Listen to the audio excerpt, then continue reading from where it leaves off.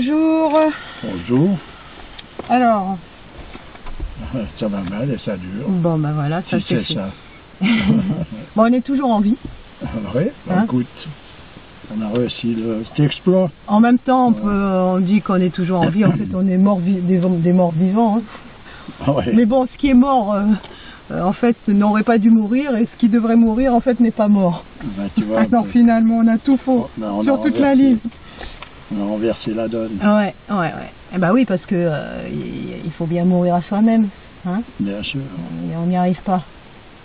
Ben écoute, ça vient un jour, de toute façon. Alors être encore en vie sans avoir réussi à mourir à soi-même, on est bien dans le pétrin là. C'est toute une démarche, c'est quelque chose, c'est une vraie démarche à faire. Bon, alors par quoi on commence? Parce que alors, moi j'ai plein de trucs, hein. Je sais pas si toi, mais là j'ai plein de trucs. On commence par les Kogis, ce peuple amérindien de Colombie, qui vit depuis plus de 500 ans hein, dans la Sierra Nevada de Santa Maria, dans le nord Caraïbe de la Colombie, sur un territoire entre 0 et 5770 mètres de hauteur. En 2004, on en recensait 9911. Ils sont surtout agriculteurs, possèdent quelques animaux, des porcs, des vaches essentiellement. Ils sont encerclés par les guérillas en Colombie, alors je te dis pas comment... Ouais, c'est pas évident du tout. Ils sont coincés. Ce sont les véritables gardiens de la terre, qui considèrent comme sacrée. Ils sont très sensibles à tous les éléments, etc. Ils peuvent sentir où la terre est encore vivante, où elle est morte. Et une association française, Tchandoukoua, ici et ailleurs, qui fut créée en 1997, les a aidés à racheter les terres qui leur ont été volées afin de leur restituer. Alors c'est un personnage comme Éric Julien qui a été sauvé, je sais pas, d'une maladie ou je ne sais quoi par ces gens-là, et qui, pour les remercier en fait, a créé cette association. Alors ce qui est fou, c'est que maintenant, étant comment dire, possesseurs de ces terres, ils sont obligés de payer des impôts. T'imagines un peu le délire dans lequel on est. Donc ce gars-là, Éric Julien, a fait un film qui s'appelle Le Message des Derniers Hommes, un film documentaire réalisé par lui, donc il s'engage à leur côté, et puis il fait plein d'actions pour eux, pour les aider, parce que les pauvres, enfin je dis les pauvres entre guillemets, parce que c'est peut-être eux qui sont les plus riches actuellement, puisqu'ils ont conservé des richesses dont on ignore l'existence, nous, pauvres humains modernes. Mais toujours est-il que, je ne sais pas si tu as eu l'occasion donc de voir le film. À un moment donné, on voit bien un avion qui déverse des chemtrails sur eux, quoi. Tu vois jusqu'où ça va. Donc ils sont pas épargnés. Hein. Donc voilà. C'est vrai que c'est grâce et à cause, on va dire, d'un gars comme, comment il s'appelle, celui qui s'est mis en politique, là, celui qui a fait Ushuaïa, enfin j'ai plus le nom, Nicolas Hulot, que j'ai pris connaissance de l'existence de cette tribu. Mais c'est vrai que quand j'ai vu, je les ai vus évoluer et tout, ça m'a vraiment touché, parce que, alors je sais pas ce que tu en penses, mais j'ai senti vraiment une authenticité chez ce peuple. C'est un peu flou, disons, dans l'ensemble, un peu flou, mais ces gens-là sont effectivement fort sympathiques, et ils vivent tout à fait normalement, c'est-à-dire ils sont près de la nature, ils vivent simplement, ce qui est normal pour des hommes, et qui leur permet, c'est ce qui leur permet d'aller au-delà du monde visible, c'est qu'ils sont préoccupés par tout ce qui est au-delà du monde visible. Puis dans le visible, ben, ils fonctionnent, ils coupent ce qu'ils ont besoin comme nourriture, ils s'occupent de faire leur petite maison, etc. Puis ils ont cette façon d'être, cette convivialité qu'ils ont entre eux, cette manière d'être avec l'ensemble de la terre, de la nature, provient d'une connaissance qui est au-delà du monde visible. Bon, c'est sûr que c'est entendu, ça. Par rapport à nous, ils sont beaucoup plus proches de la vérité. Oh, bah, de toute façon, mais là on peut pas être plus loin. Donc c'est pas compliqué, disons. Hein. Moi j'ai vu plein de reportages sur des tribus indiennes. La plupart ils sont totalement dégénérés, tu vois, ils sont mis à l'alcool, ils sont presque obèses. Donc c'est quand même, ils ont quand même conservé certaines valeurs. Oui, ils sont restés dans la simplicité et puis ça y est. Il y a peut-être quelque chose qui est dans ce... Je parle pas de ces gens-là, mais dans cette recherche faite par celui qui a fait le film. Éric Julien. Oui. C'est le dialogue possible entre des personnages de cet ordre et le monde laïque. Là, il faut considérer que là, il y a une erreur d'aiguillage dans le sens qu'il n'y a pas de dialogue possible. Non, il n'y a pas de dialogue possible. On l'a vu, on a vu. Voilà. À un moment donné, tu as vu cette scène où ils font donc ce voyage à Paris, et ils viennent, je sais pas dans quel ministère, et tu vois ces deux personnages, l'Arban de l'État, c'est un peu péjoratif ce que je dis, mais c'est quand même le cas, qui essayent de trouver des solutions pour ces personnes-là, et on voit vraiment le décalage. Oui, puis ça reste, il y a des gens qui disent, il y a plein de sympathisants, simplement cette sympathie revêt un caractère sentimental. Ce qui veut dire qu'on est hors du contexte d'un dialogue et d'un échange possible entre une manière d'être et une manière donc de vivre et de voir les choses de ces gens-là, et qui correspond à quelque chose qui est en ordre avec le monde traditionnel, donc avec le sacré, et le monde laïque. Il n'y a pas de dialogue possible. Pourquoi? Parce que le laïcisme, si gentil qu'il puisse apparaître quand il prend son allure, son vêtement de sentimentalité, humaniste, etc., reste quelque chose qui est tout simplement de l'athéisme militant, c'est-à-dire qu'il va contre Dieu de toute façon. Il ne peut pas faire autrement, parce qu'autrement il disparaîtrait et il n'existerait plus, donc on ne pourrait plus parler de laïcisme. Oui, mais peu importe, si ces gens-là arrivent à trouver des solutions qui aident ces populations à survivre... c'est un autre sujet. Peu importe... je ne sais pas, je ne sais pas si peu importe. Je ne sais pas, parce que là, l'ambiance qu'ils vont créer là dans cette histoire va peut-être... tu veux dire être plus dommageable pour eux qu'autre chose? Peut-être, je ne sais pas, je veux d'ailleurs pas...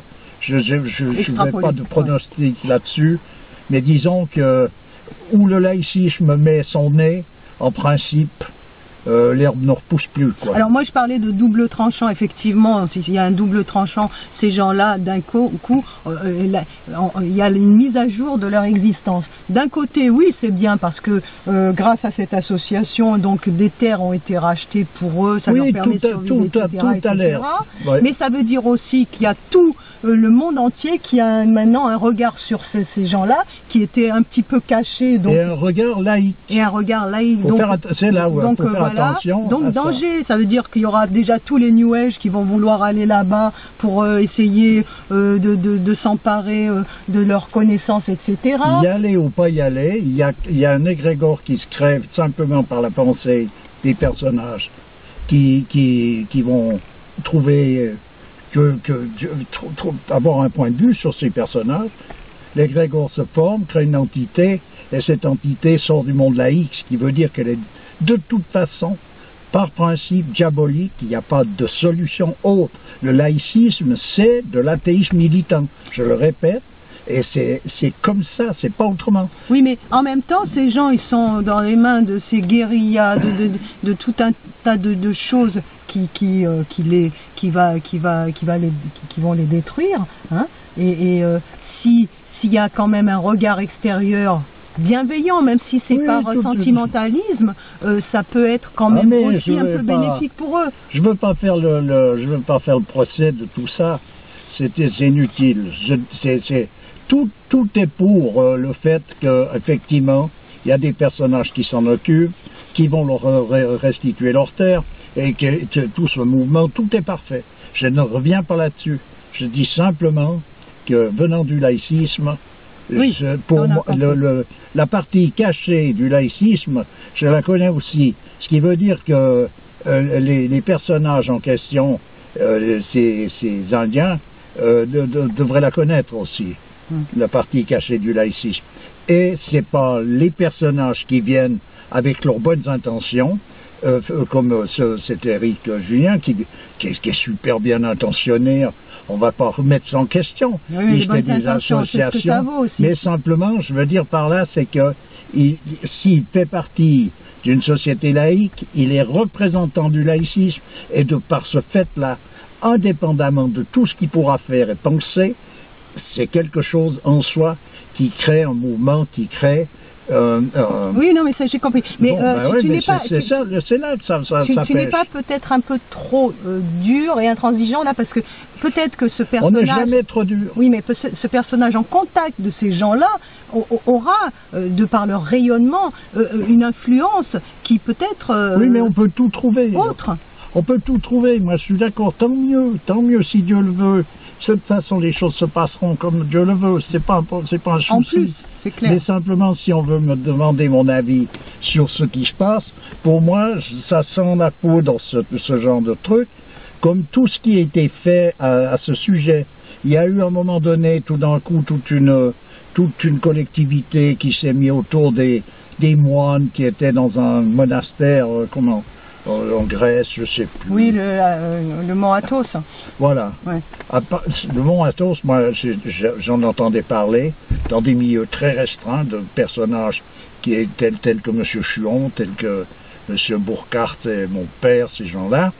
À partir du moment où ça a été mis à jour, c'était fini. Ça me fait penser à l'émission là de Frédéric Lopez, il va dans des contrées reculées, etc. Mais c'est pareil, plein feu sur ces gens-là maintenant, et voilà, alors qu'ils étaient tranquilles, on va commencer peut-être à venir les enquiquiner, etc., etc. Alors la mode actuelle, c'est développer un tourisme autour d'eux, etc. Donc c'est là la mode actuelle d'envahir, elle a pris une tournure où finalement, effectivement, c'est comme un élan de bonté, de sympathie, et puis tout y est. Mais simplement, ça reste en soi un mouvement laïque, et c'est en soi-même que la chose est grave.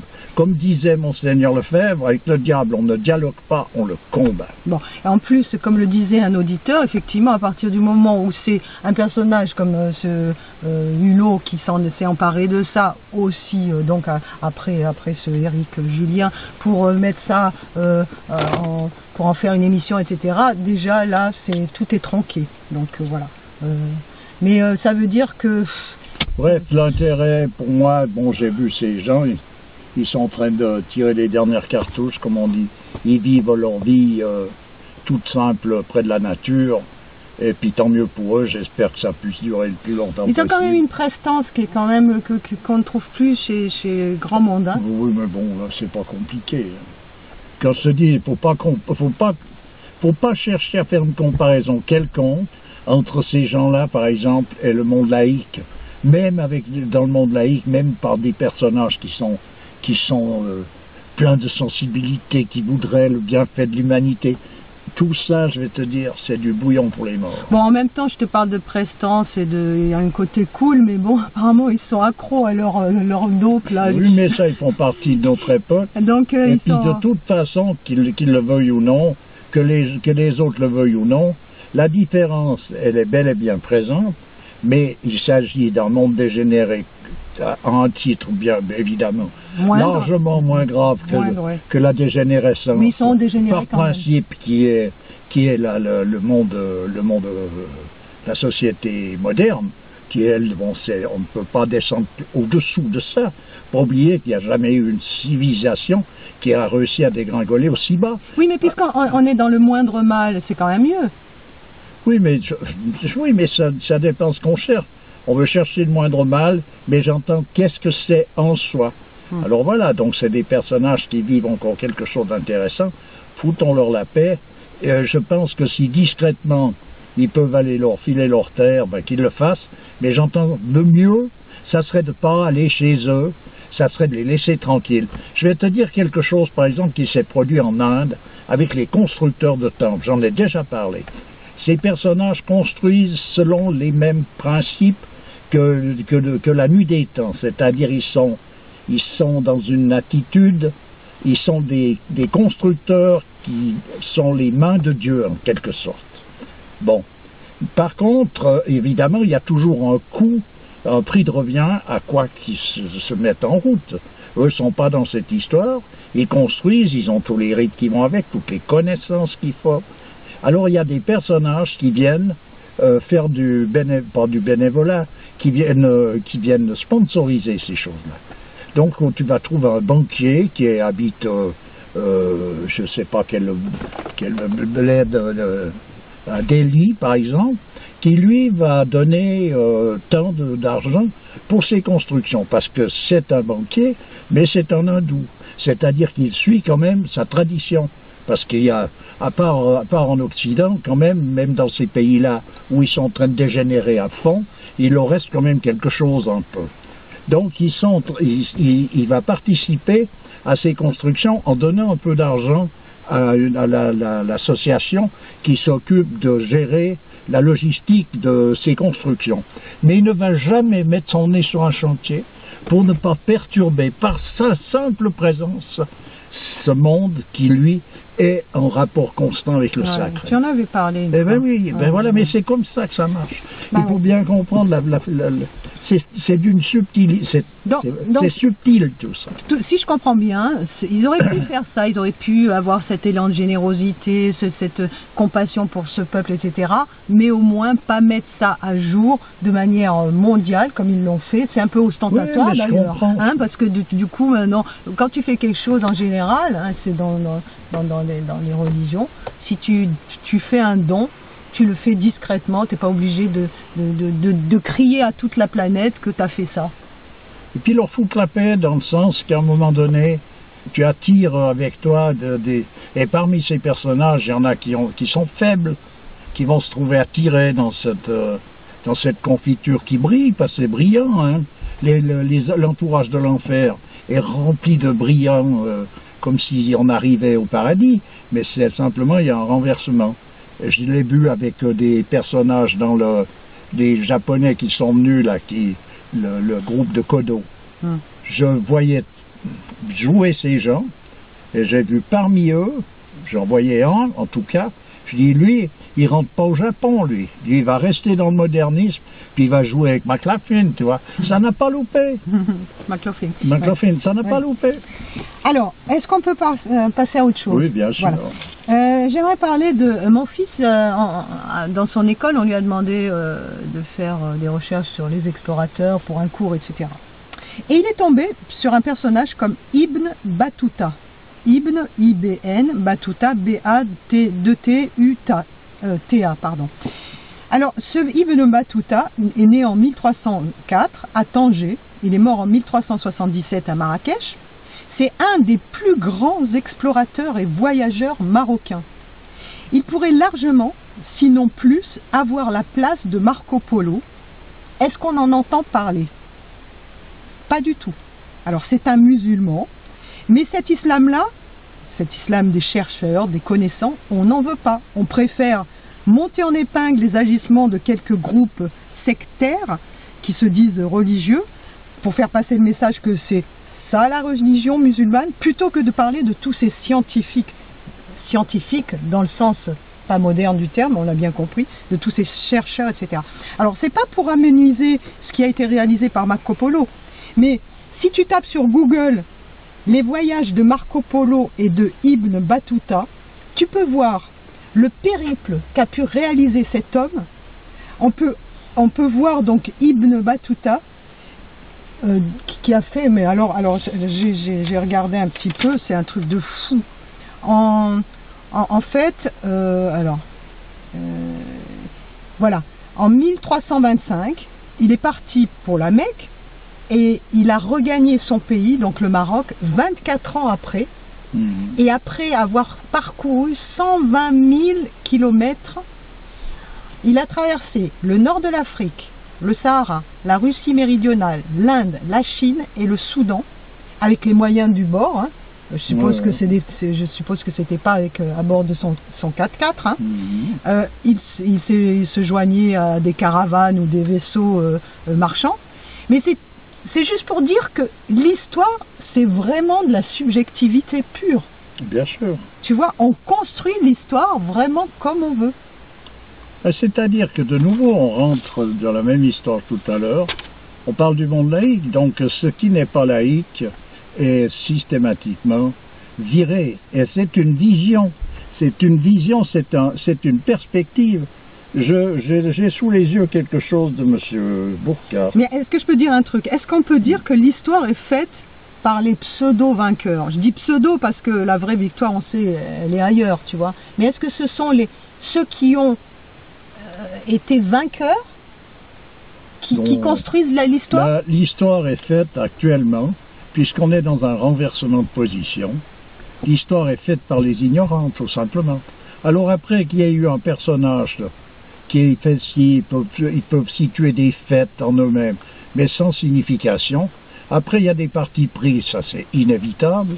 Donc on est dans un monde où de toute façon il n'y a rien à retirer. Mais pour en venir qui rentre dans ce cadre-là, M. Burckhardt dit par exemple la science empiriste et expérimentale voudrait dévoiler le mystère métaphysique de l'existence à l'aide de télescopes géants et de microscopes électroniques, au besoin. C'est-à-dire enfermer l'univers dans sa courte logique, sans se rendre compte, en pratique tout au moins, que la somme des connaissances phénoménales possibles est inépuisable. Les connaissances scientifiques actuelles représentent un néant à côté de nos ignorances.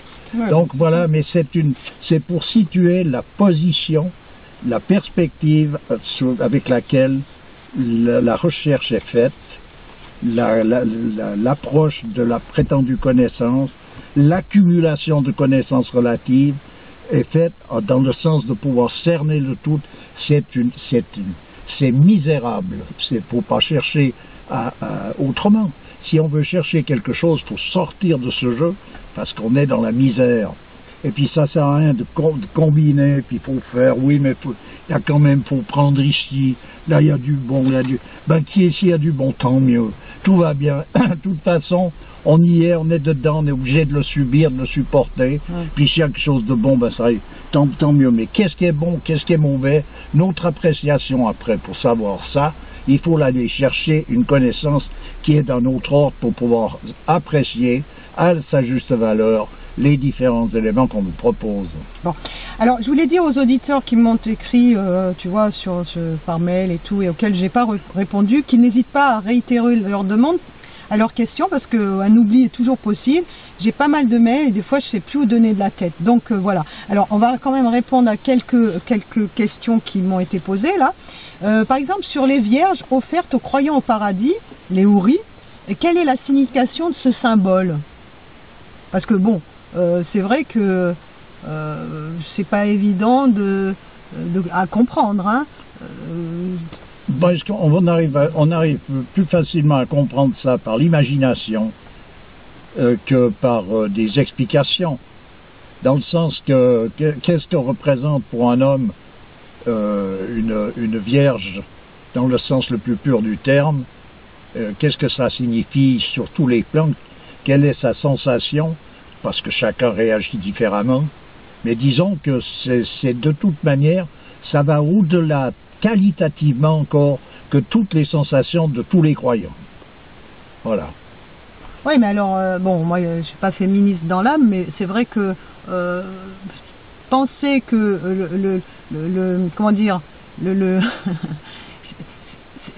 seront offertes des femmes comme cadeau au paradis pour l'homme. Mais il faut revoir la valeur de la femme voilà. Dans des écrits comme ça, et le symbole que représente tout ça.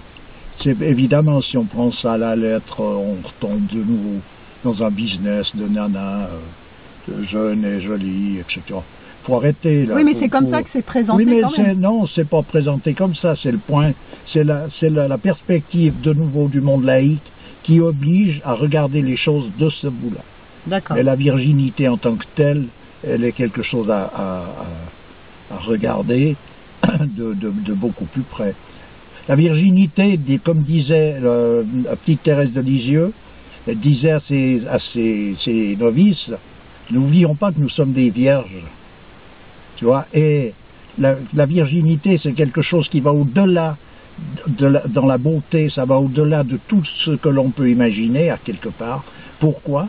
Parce qu'elle disait la plus merveilleuse des femmes, c'est-à-dire elle parlait de Marie, aurait préféré rester vierge plutôt que de donner naissance à un Dieu. Donc il faut concevoir ça. Une femme, elle préfère rester dans sa virginité. On ne parle pas de simplement un aspect physiologique qui a son importance, on ne va pas discuter de ça, mais je veux dire, ce qui va avec, c'est-à-dire la connaissance qui va avec, qui va surtout avant, elle aurait préféré rester vierge plutôt que de donner naissance à un Dieu. Alors j'imagine que c'est Dieu avec un D minuscule, c'est-à-dire non, c'est un... parlait du Christ, en parlant de Jésus. Elle aurait préféré rester vierge. Donc ça signifie quoi? Ça signifie pas qu'elle a regretté cet acte, mais ça signifie que ça lui a été forcé.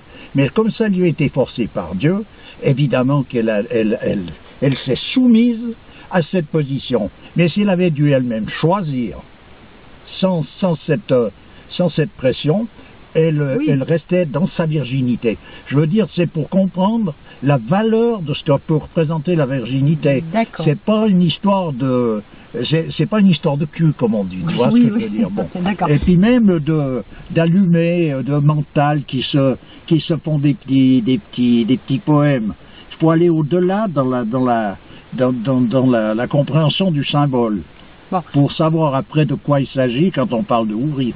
Bon, il y a un truc qui me chagrine là-dedans, c'est Dieu, c'est en tant que Dieu principe fondamental ou en tant que principe, comment dire, les principes qui émanent de ce principe. Parce que représente le Christ? Christ n'est pas Dieu. Non, mais il est l'Esprit de Dieu. Voilà, Christ est l'Esprit de Dieu. Donc tu vas me le différencier après, bien sûr qu'il est différenciable sur le plan métaphysique, mais je veux dire, tu ne peux pas le différencier véritablement et chercher à le différencier en mettant des degrés par rapport à cette logique laïque de nouveau, pour laisser tomber, on s'en sort pas. On s'en sort pas de dire oui, mais si, il n'est pas tout à fait Dieu, parce que si, il faut loin, il faut laisser ça au guignolo qui cherche, qui fouille, cherche les poux parmi la paille, ça sert à rien. Donc les houris pas en tant que récompense, comment dire... comprends ça comme on veut, le hic, c'est que c'est pas... À un moment donné, on arrive dans les mystères, et j'en ai déjà parlé, un mystère, c'est pas quelque chose qui est explicable, c'est pas exprimable, mais c'est compréhensible, ce qui veut dire qu'il faut faire soi-même la démarche, et si on veut savoir ce que sont ces houris, eh bien, il faut aller au paradis, et on verra. Mais c'est pas ce qu'on pense actuellement de... Ben, celui qui n'y est pas, il peut penser tout ce qu'il veut, de toute façon, quand on fait une démarche, on fait quoi avec ses pensées? Oui, mais... On les vire systématiquement. Voilà, mais j'ai envie de dire que personne n'y est. Bon, alors ça c'est un point de vue. De nouveau, on rentre dans des points de vue personnels. Ça sert à quoi? Puisqu'on toute la symbolique nous a échappé, c'est difficile de comprendre. Oui, mais elle n'a échappé pas nécessairement à tout le monde. Elle n'échappe pas nécessairement si on veut la chercher. Simplement, vouloir l'expliquer, donner une explication de quelque chose d'inexplicable, alors là, je veux te dire, il faut se lever de bonne heure, et ça sert à rien. Bon, donc pas d'explication rationnelle pour ce Non, l'explication rationnelle, elle reste cantonnée dans un aspect des choses, mais elle ne peut pas aller au-delà, elle n'est pas faite pour ça. Bon, alors j'imagine que ça va être la même chose pour la question suivante qu'il nous pose, concernant la notion d'enfer. Le fait que l'enfer serait un état éternel, si tout ce qui a un début a une fin, étant donné que l'enfer fait partie de la manifestation à un certain degré, l'enfer devrait se finir tôt ou tard et être réabsorbé dans le principe. Oui, mais simplement après il y a le relatif, il y a le relativement absolu. C'est tout des degrés. D'ailleurs, pour donner une image de l'enfer qui rentre dans le cadre de la tradition. j'en ai déjà parlé, mais je la recommence parce qu'elle vaut la peine d'être écoutée. Il est expliqué dans l'islam, par exemple, que le jour viendra où le sol de l'enfer sera recouvert de cresson. Oui. Ça veut dire donc que Dieu va recouvrir le sol de l'enfer de cresson. Justement, ça va rejoindre la question suivante. Attends, laisse-moi déjà finir ça. Oui, d'accord. Parce que ça va avec ce que tu viens de dire là. Mais ça va aussi avec ce qui va suivre, mais vas-y. Alors, ça signifie, le cresson est le symbole de la fraîcheur. La fraîcheur, c'est l'ambiance du paradis.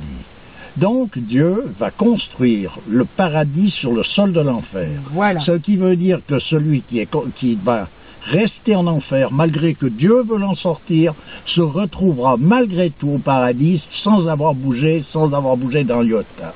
Voilà, parce que la personne se posait la question, comment se fait-il qu'il y ait deux états, donc paradis et enfer, alors qu'on serait censé avoir atteint l'unité et que tous ces états sont réabsorbés donc, et hors du principe.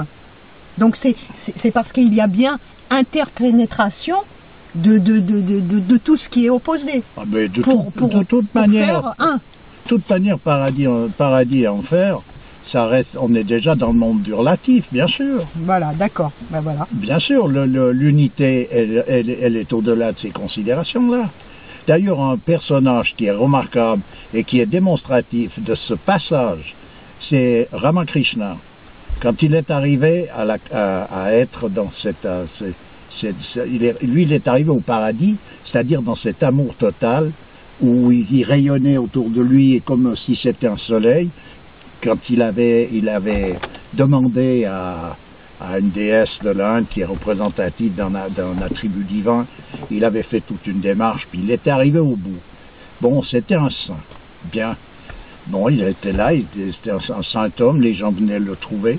Il est arrivé un personnage, un Védantin, qui lui a dit, il y a encore une étape.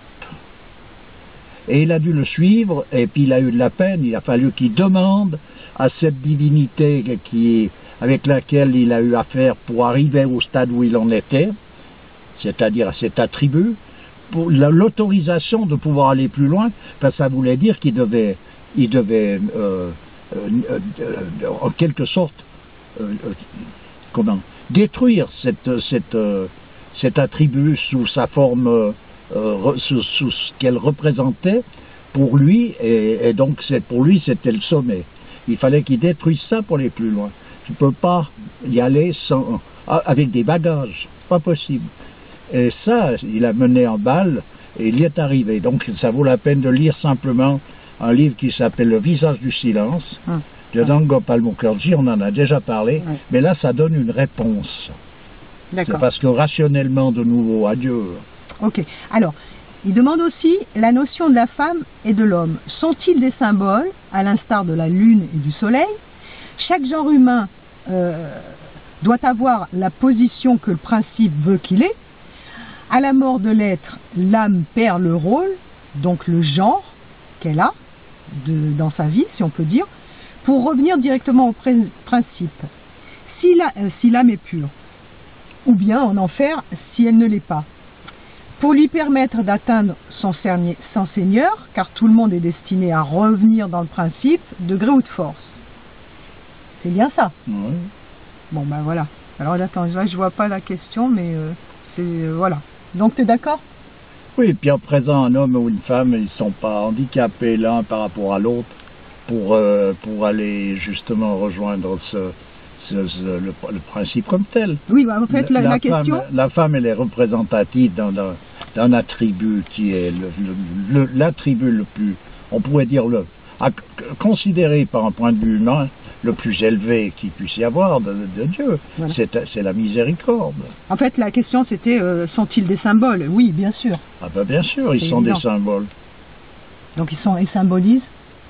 Ben, ils symbolisent justement les deux pôles qu'on va retrouver dans toute les deux pôles opposés. Spirituelle. Voilà. Ils ne sont pas opposés, ils sont complémentaires. Non, complémentaires.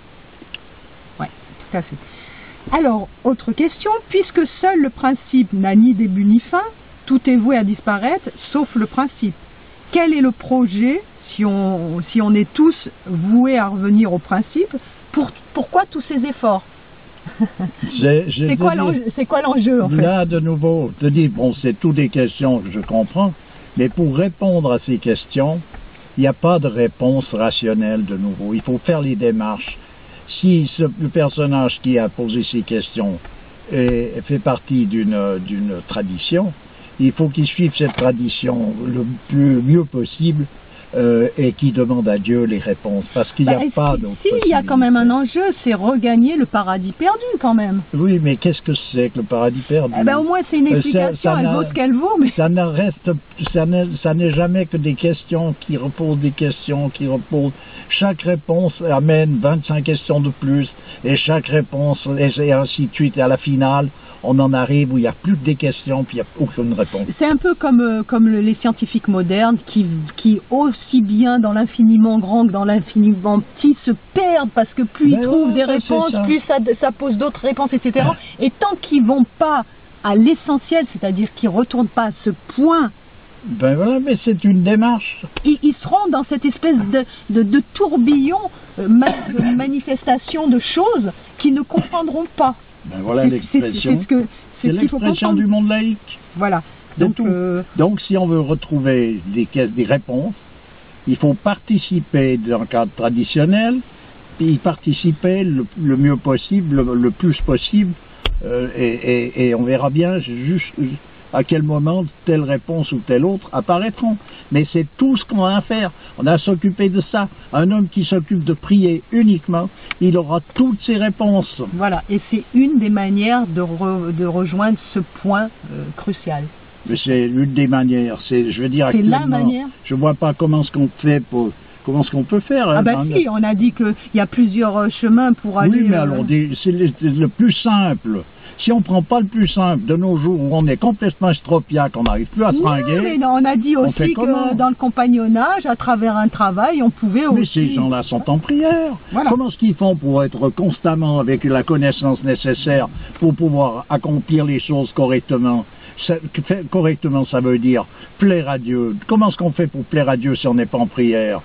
Donc on peut, dans tout acte de nos vies, à chaque instant, être en prière. Mais c'est ça, la prière, c'est pas simplement de réciter quelque chose, c'est de vivre ces choses-là, de vivre tout ce que l'on vit avec Dieu, comme point de avoir constamment. Parce que quand on pense prière, actuellement on pense espèce de deal que l'on fait avec une puissance supérieure à qui l'on demanderait tout un tas de choses. C'est ça la prière dans le sens New Age du terme. Maintenant, si tu veux avoir 100 000 euros, tu peux prier, tu vas les avoir. Non mais il y a des aux États-Unis. Mais je comprends, mais bon, si on veut rentrer dans tous les délires possibles, c'est clair. Mais il y a aussi la prière du pèlerin russe. Là, on avait parlé voilà. C'était quoi ce bouquin? C'est le récit d'un pèlerin russe. Le récit d'un pèlerin russe. Là, on sait de quoi on parle. C'est la prière du cœur. Voilà. Alors, dernière question de cet auditeur. Pourquoi une âme impure ne peut pas revenir directement au principe? Est-ce parce que l'âme impure garde en elle un je ne sais quoi de manifestation? Alors, de nouveau, elle ne peut pas revenir...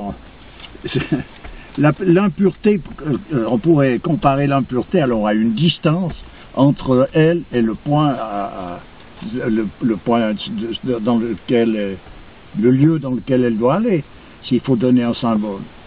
C'est une goutte d'eau qui est loin de la mer, qui est loin de l'océan. Donc comment veux-tu qu'elle ne peut pas rentrer dans l'océan si elle est à 1000 km des rives? Voilà. Qu'est-ce qu'il faut dire? Autrement, on rentre dans des histoires psychologiques, je ne sais pas. D'accord. Alors, autre auditeur qui aimerait avoir, parce qu'il dit que c'est bien beau non, mais c'est vrai que c'est fastidieux à lire, hein, c'est pas toujours évident. Ouais. Donc il aimerait avoir la signification de certains termes, mais avec tes mots, toi. Par exemple, explique ce qu'est la tradition primordiale. Vas-y. Bon, la tradition primordiale, en fait, c'est la... On retrouve les traces, on retrouve la tradition primordiale dans toutes les traditions quand on touche aux principes fondamentaux. Parce que ces principes sont immuables, n'ont jamais bougé.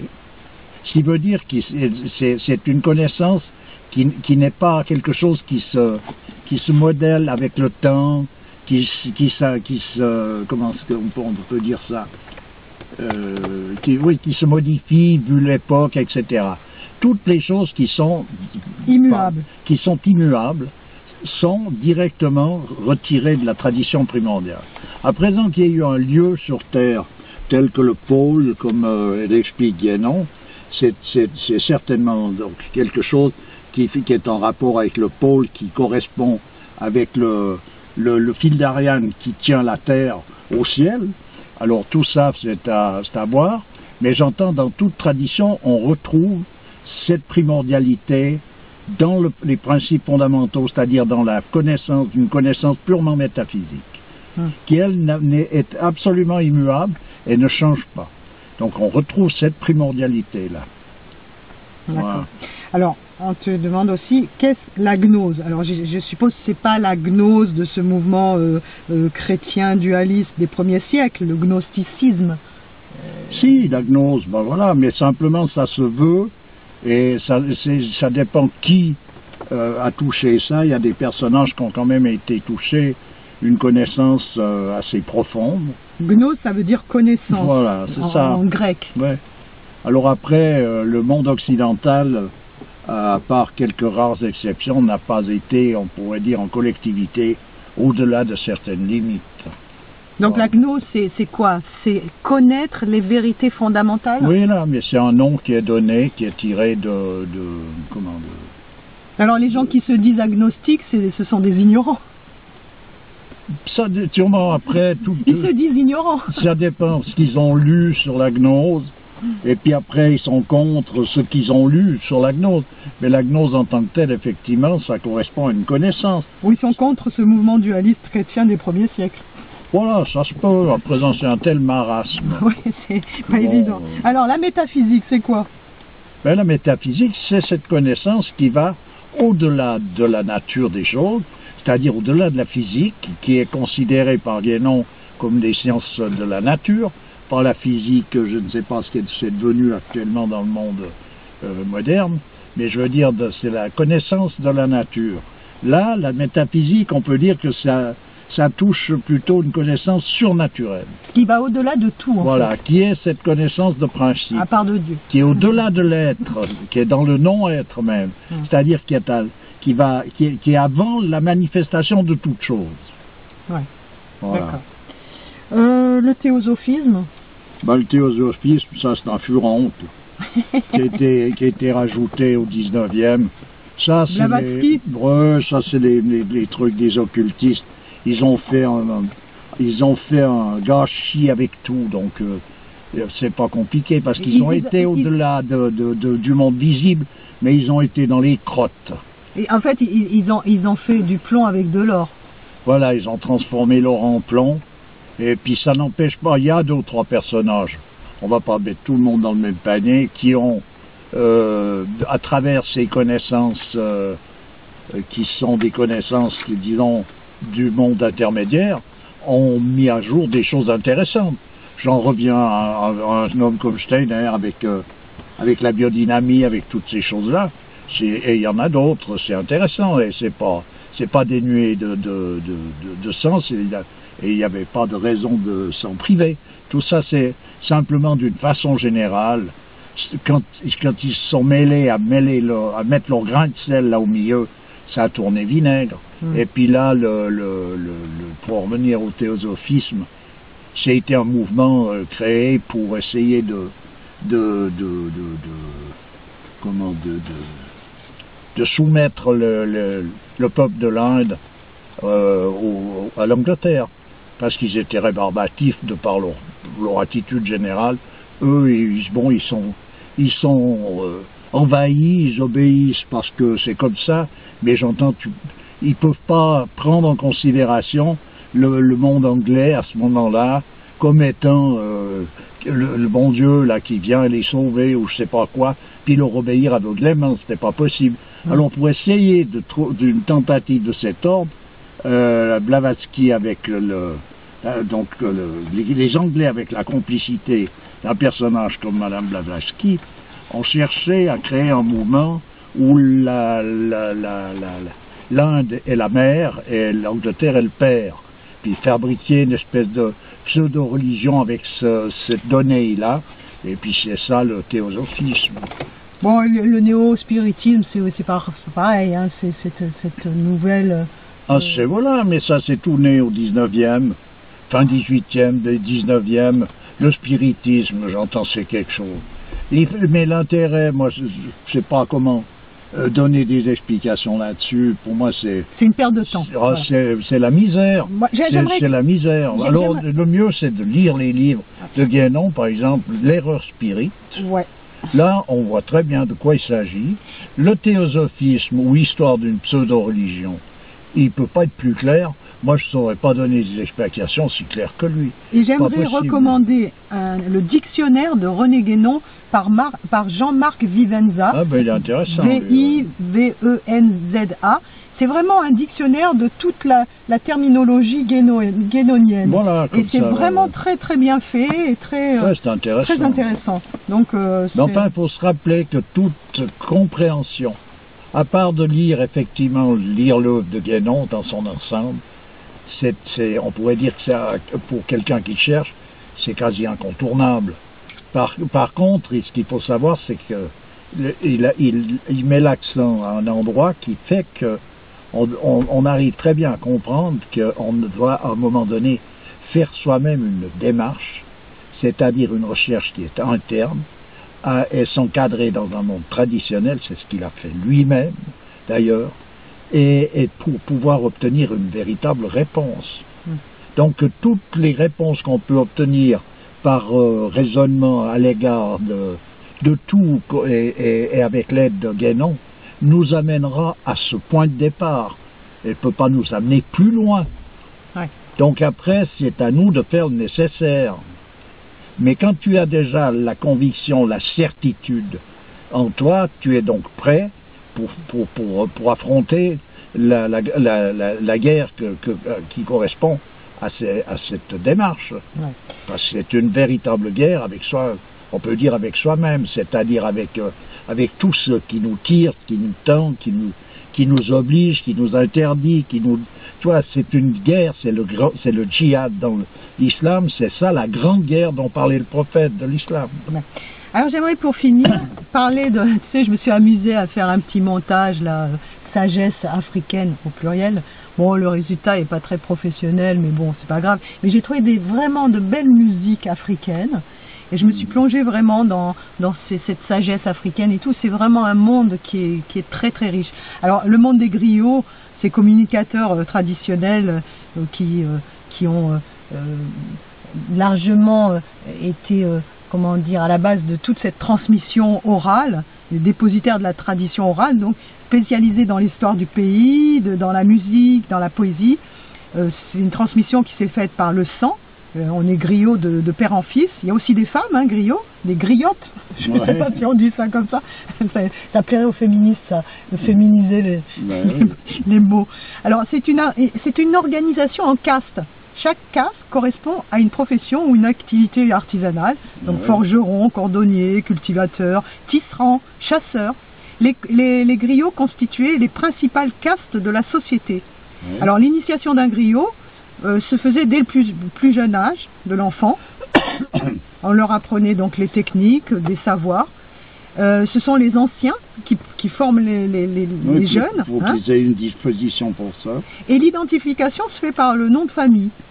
Alors les mariages exogames, donc qui restent pas entre griots, sont interdits évidemment, pour la sauvegarde de l'identité de la caste. L'initiation se fait pour la petite fille et le petit garçon selon 9 piliers de 7 années. Chaque pilier correspond à une étape de la vie. Alors avec l'exode rural, l'émigration, la mondialisation, tout s'est évidemment disloqué. Ils ont des pratiques funéraires étonnantes, hein. Ils n'enterraient pas leurs griots, hein, mais ils conservaient leur crâne dans des troncs creux de gros baobabs. Voilà. C'est une coutume qui est encore vivante au XXe siècle. Hein. De nos jours, les griots ne remplissent plus leur fonction originelle de point central de la société africaine. Ils sont dorénavant appelés artistes, tu vois, artistes, parcourant le monde, s'accompagnant parfois d'instruments modernes. Oui, c'est des rêveurs. C'est des idéalistes. Les sociétés africaines sont divisées en plusieurs castes, comme en Inde. Il y a essentiellement deux groupes, la caste donc des artisans dont j'ai parlé, et la caste des hommes libres ou nobles. Ce groupe-là de nobles et d'hommes libres sont les gouvernants, les fermiers, les militaires. Ce qu'il faut savoir concernant les griots, c'est que donc ils transmettent les données traditionnelles, oralement, en chantant ou en récitant, et c'est comme ça que se passaient ces choses-là dans le monde antique. Avant l'écriture. L'écriture n'est pas venue parce que tout d'un coup on est devenu tellement intelligent qu'on a inventé des lettres pour écrire. Elle est venue simplement elle était présente. Pour supplanter... Pour aider la perte de mémoire que l'humanité était en train d'avoir. Mais autrement, toute cette transmission se faisait de manière orale. Et voilà. Pour en revenir à une connaissance, un instant que je reviens, quelque chose qui est symbolique de la connaissance comme telle, c'est-à-dire la connaissance métaphysique, ce que l'homme peut retenir de cette véritable connaissance. Il y a un symbole bien précis, c'est les pyramides par exemple. Tout le monde courate et tourne en rond autour de ces pyramides. Les pyramides en elles-mêmes sont représentatives de la connaissance d'Hermès. Elles renferment donc la connaissance hermétique. Voilà. C'est la connaissance d'Hermès. Et ça a été vu comme des tombeaux, mais simplement le seul aspect tombeau qu'on pourrait retenir, c'est qu'elles sont justement les tombeaux de la connaissance d'Hermès. Mais les personnages qui sont dedans, momifiés, sont simplement des symboles parce que c'est des personnages qui eux-mêmes étaient détenteurs de cette connaissance hermétique. Autrement, ça n'a aucun sens. Donc, toutes les rapports géométriques d'une pyramide ou les rapports géométriques d'une cathédrale sont calqués sur cette connaissance fondamentale. Donc, il a fallu la transmettre oralement et ensuite de ça par des dessins, etc. Mais les compagnons du Moyen-Âge, la franc-maçonnerie du Moyen-Âge, détenaient des connaissances suffisantes pour pouvoir justement construire une cathédrale qui est finalement l'univers en modèle réduit. Donc ça demande des connaissances qui vont bien au-delà de connaissances relatives de style universitaire. C'est pour ça qu'ils ont utilisé le nombre d'or pour ces fabriques. Voilà, puis il faut déjà le trouver, le nombre d'or. Il faut déjà savoir pourquoi il est là, d'où il vient. Donc ce rapport qu'il y a entre un personnage et la connaissance comme telle, c'est cette démarche qu'il faut chercher pour pouvoir avoir soi-même ce rapport avec la connaissance en tant que telle, pour pouvoir comprendre de quoi il s'agit, autrement on ne comprend rien. Ouais, c'est pour ça que, de toute manière, tu peux regarder tous les livres qui ont été écrits sur l'Égypte ancienne, tous les reportages qui sont faits, il n'y en a pas un qui dit la même chose. Il y en a toujours un qui trouve ça, et finalement maintenant ils ont égorgé je ne sais plus qui, ils ont découvert qu'ils ont égorgé le pharaon Trucmuche, alors que ça voudrait dire je ne sais pas quoi. Donc c'est toujours des extrapolations pas possibles. Mais enfin, il faut faire cette démarche. Et pour en venir par exemple à la franc-maçonnerie, il faut savoir ce que c'est à l'origine. Puis bon, il ne faut pas considérer la franc-maçonnerie à l'origine avec celle avec ce que c'est devenu. Comme toute chose, actuellement. Il faut vraiment aller à la source des choses pour savoir ce qu'elles sont, parce que si on se réfère à ce qu'elles sont devenues, on est à côté de la plaque. Bien sûr, parce qu'à un moment donné, tout tourne au vinaigre, comme disait, ça sert à rien de chercher dans des aspects, comme disait Jean Servier, l'homme moderne voudrait chercher l'origine de l'électricité à travers l'analyse d'un morceau de fil de cuivre. Ça sert à rien de chercher. C'est pas comme ça que ça marche. Ça sert à rien de chercher dans la manifestation. Il faut aller à l'essentiel. Oui, On en revient voilà, à ça. donc il faut se mettre dans cette posture qui permet d'avoir une transmission directe avec la connaissance comme telle. Bon, moi voilà le but de l'exercice. J'aimerais quand même finir avec mon histoire de griot. Le terme griot viendrait du portugais criado, qui veut dire chanteur, hein, barde.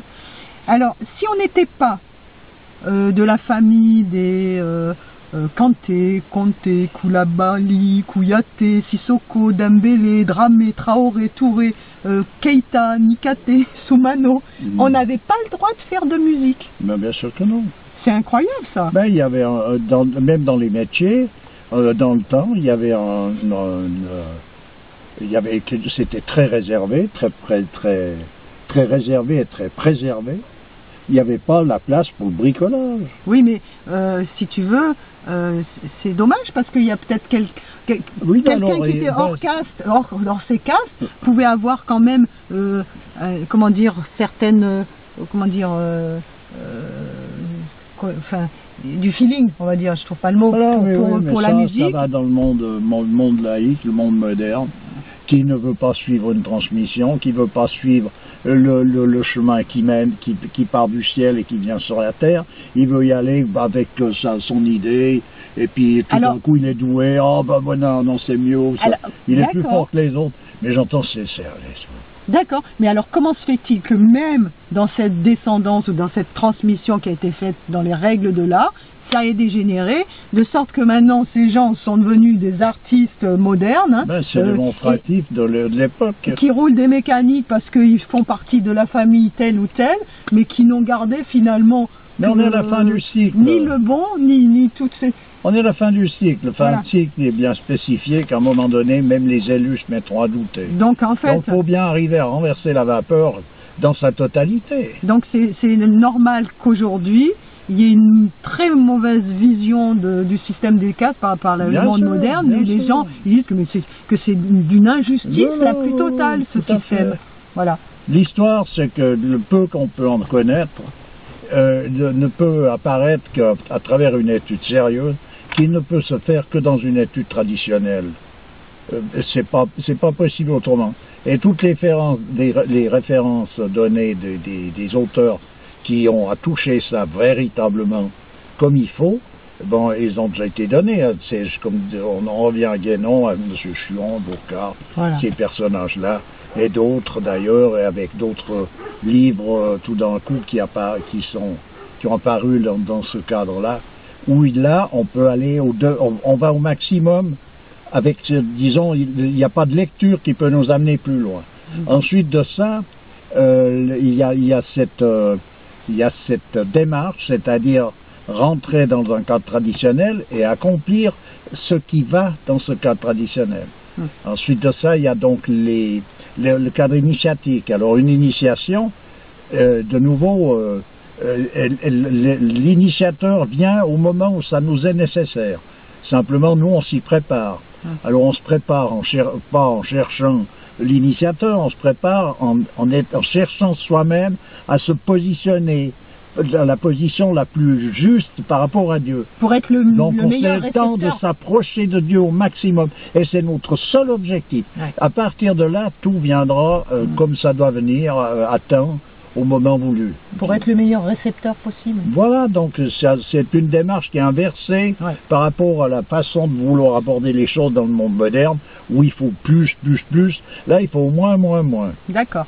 Ben, on va s'arrêter là. Ben, oui. On va souhaiter à tous les auditeurs et au monde entier d'ailleurs une bonne et nouvelle année 2013, hein, en espérant qu'elle soit meilleure que celle qui est passée. T'en doutes? C'est pas Monsieur Soleil? Non, je ne sais pas ce qu'elle deviendra. Bon, je pense qu'on ne va pas aller au-devant de... Économiquement parlant? Oui, on ne va pas au-devant de beaux jours, vraiment.